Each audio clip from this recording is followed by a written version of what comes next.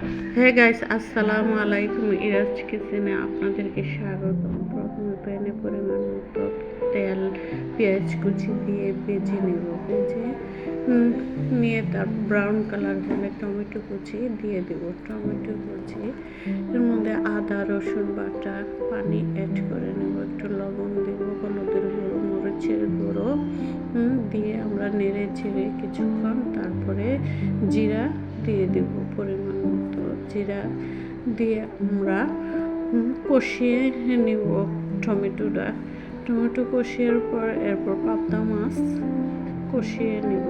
কষিয়ে নেওয়ার পরে আমরা ঢাকনা দিয়ে দেব।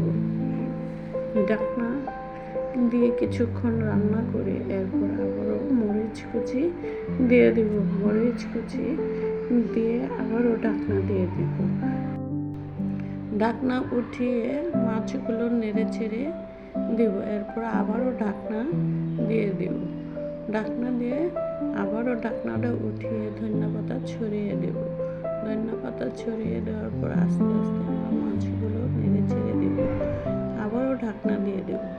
আবারও মাছগুলো নেড়ে ছেড়ে দেব। ঝোল শুকিয়ে আসলে মাছগুলো রান্না কমপ্লিট হয়ে যাবে। মাছ ভুনা তৈরি হয়ে গেছে। এভাবে রান্নাটা কেমন হলো আপনারা কমেন্টে জানান।